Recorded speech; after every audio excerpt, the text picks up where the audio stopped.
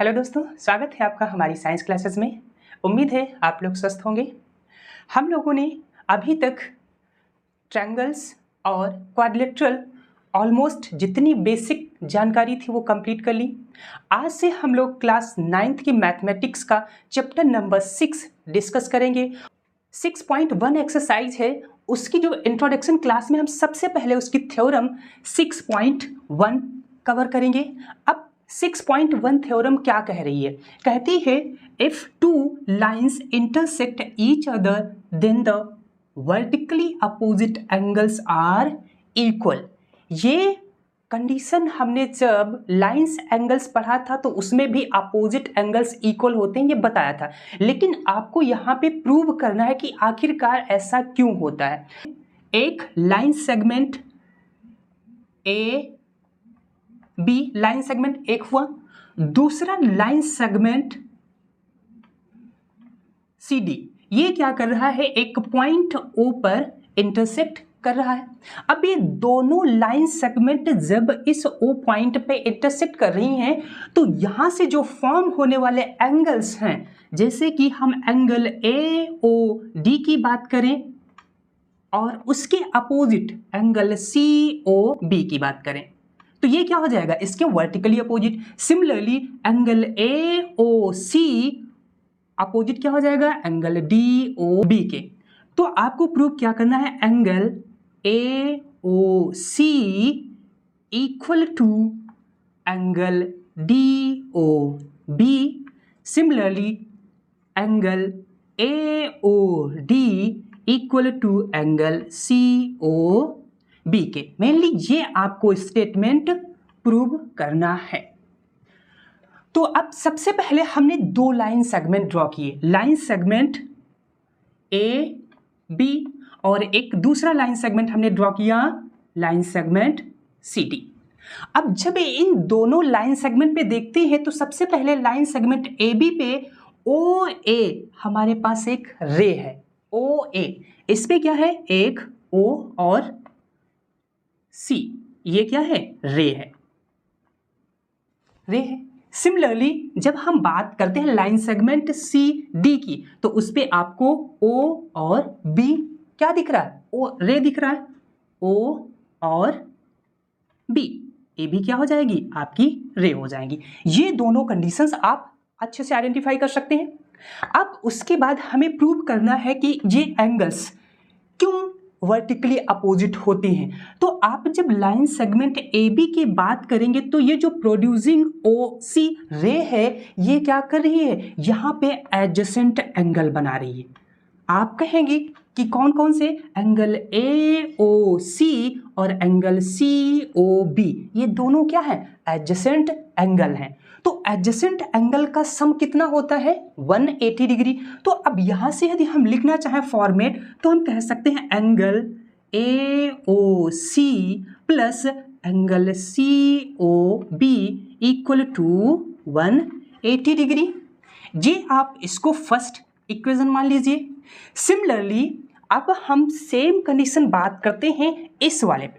तो यहां से एंगल सी ओ बी और एंगल बी ओ डी किस पे फॉर्म हो रहे हैं? लाइन सेगमेंट सी डी पे।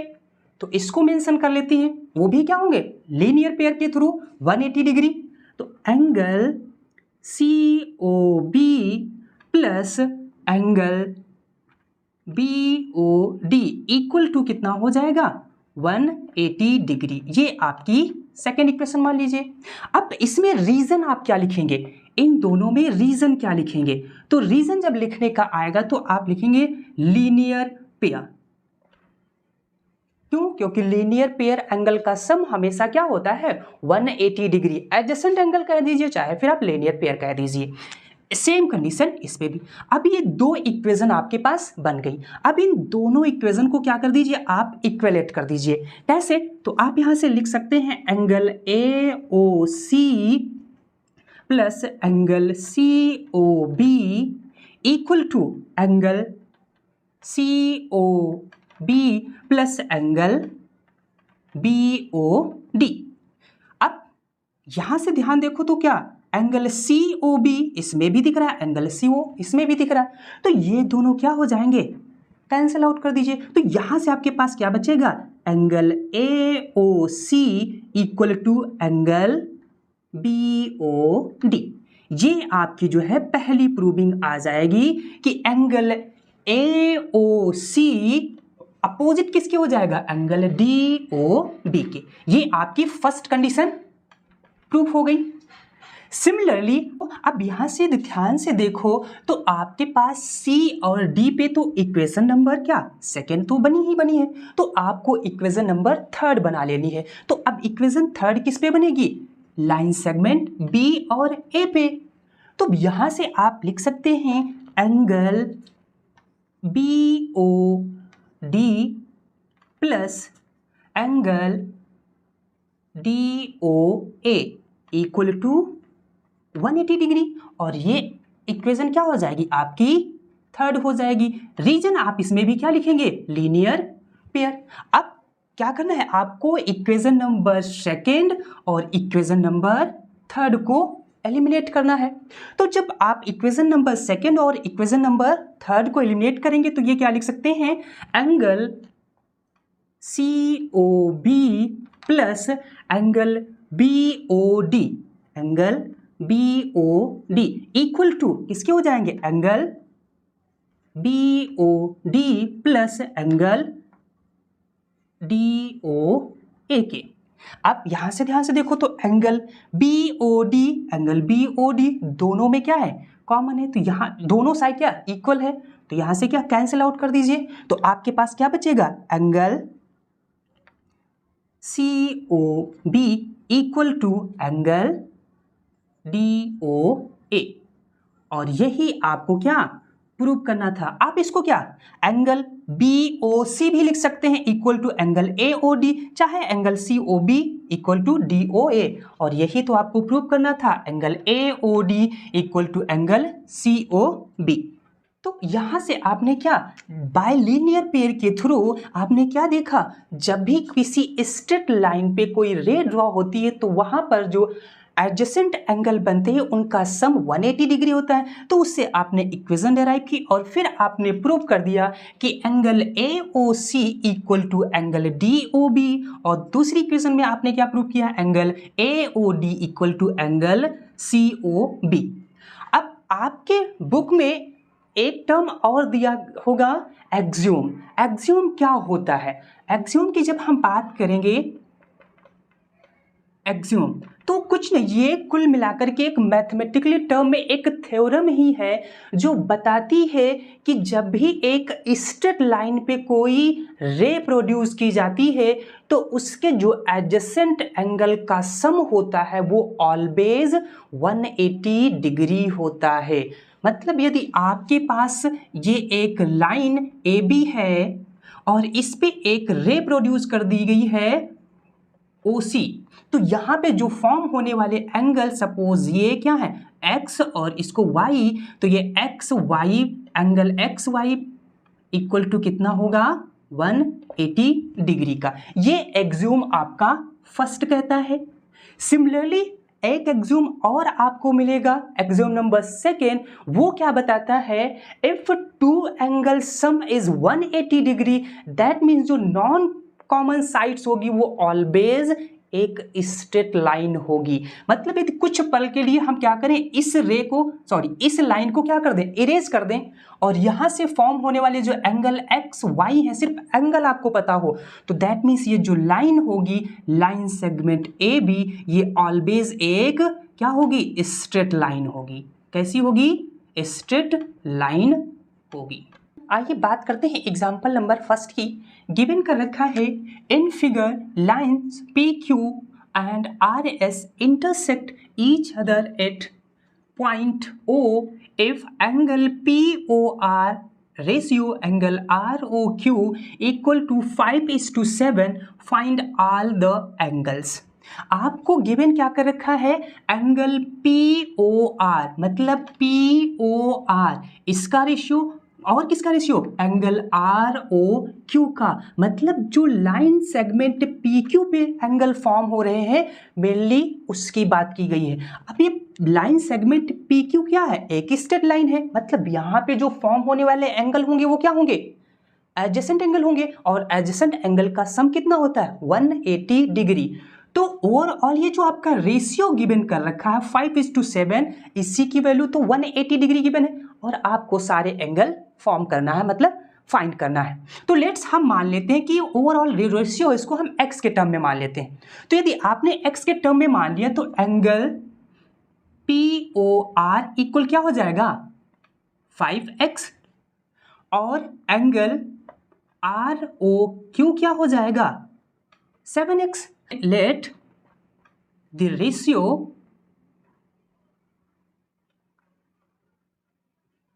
पी एक्स, ये क्या है एडजेसेंट एंगल है, तो एडजेसेंट एंगल का सम कितना होता है 180 डिग्री। तो दैट मीन्स यहां से आप जब इनका ओवरऑल एंगल फाइंड करेंगे तो क्या होगा, angle 5x plus angle 7x equal to कितना होना चाहिए 180 डिग्री। इन दोनों टर्म्स को ऐड करेंगे तो कितना हो जाएगा 7x plus 5x 12x equal to 180 degree. अब x को यहीं पे रखते हैं, और ये 12 इधर जाकर के क्या हो जाएगा डिवाइड कर देगा। तो जब इसको सिंप्लीफाई करेंगे तो 12 1 जा 12 और 12 5 जा 3, तो x इज इक्वल टू क्या आपका आ जाएगा 15 डिग्री। अब जब x की वैल्यू आपको पता चल गई तो आप क्या कर दीजिए एंगल में पुट कर दीजिए। तो ये 5x है, तो अब x की जगह पे आप क्या कर दीजिए जस्ट मल्टीप्लाई कर दीजिए 15 से, और यहाँ पे भी क्या कर दीजिए जस्ट मल्टीप्लाई कर दीजिए 15 से। तो ये एंगल पता आपको चल जाएगा। तो 15 5 जा कितना हो जाएगा 75 डिग्री, और 15 7 जा 105 डिग्री। तो यहाँ से एंगल पी ओ आर कितना हो जाएगा, एंगल पी ओ आर हो जाए आपका 75 डिग्री, और एंगल आर ओ क्यू कितना हो जाएगा 105 डिग्री। अब जब अभी आपने थ्योरम 6.1 पढ़ा कि वर्टिकली अपोजिट एंगल हमेशा इक्वल होते हैं, तो आप यहां से ये भी मेंशन कर सकते थे कि angle P O R equal किसके होगा, एंगल एस ओ क्यू के। Similarly angle P O S equal किसके होगा, एंगल आर ओ क्यू के। अब आपने सारे एंगल्स जो पता कर लिए, तो इसका वर्टिकली अपोजिट एंगल कितना हो जाएगा ए बी 75, और इसका वर्टिकली अपोजिट एंगल 105। आसानी से आप सारे एंगल्स आइडेंटिफाई कर सकते हैं। बस आप ध्यान से ये याद रखना कि फिगर में आप कोई भी गलती ना करें। आइए बात करते हैं एग्जाम्पल नंबर 2 की। गिवन कर रखा है in figure ray O S stands on a line P O Q, ray O R and OT are angle bisector of angle POS and angle SOQ respectively. If angle POS equal to x given कर रखा है तो find the angle ROT। तो सबसे पहले POQ आपको एक line draw करनी है, PO और Q ये एक स्ट्रेट लाइन है। इन एक स्ट्रेट लाइन पे तीनों बिंदु आपको दिख रहे हैं। उसके बाद OS एक रे है, वो क्या है स्टैंड करती है O, मतलब पॉइंट O को बेस मान करके यहां से हमने क्या कर दिया एक लाइन OS ड्रॉ कर ली। अब ये रे भी है और एक लाइन सेगमेंट हो जाएगा, क्योंकि OS मतलब इसका पॉइंट दोनों फिक्स हो जाएंगे, तो एक लाइन सेगमेंट ये भी हो गया। तो यहां से जो एंगल फॉर्म हो रहे हैं एंगल POS और एंगल SOQ, दो एंगल बन रहे हैं, और ये दोनों एंगल एक स्ट्रेट लाइन पे हैं। दैट मीन्स ये क्या होंगे एडजेसेंट एंगल होंगे। अब यहां से ध्यान से देखो तो गिवन क्या कर रखा है रे OR and OT angle bisector है, लेकिन इससे पहले एक और मेंशन किया गया पॉइंट POS कितना है x, मतलब POS मतलब ये वाला एंगल कितना है x। अब यदि ये एंगल x है और ओवरऑल इस स्ट्रेट लाइन पे कितना 180 डिग्री एंगल फॉर्म होगा, तो ये रिमेनिंग एंगल कितना होगा 180 माइनस x, इतना ही तो बनेगा। अब उसके बाद फिर से OR और OT दो एंगल बाइसेक्टर रे जो है ड्रॉ की गई हैं। तो OR इसका बाइसेक्टर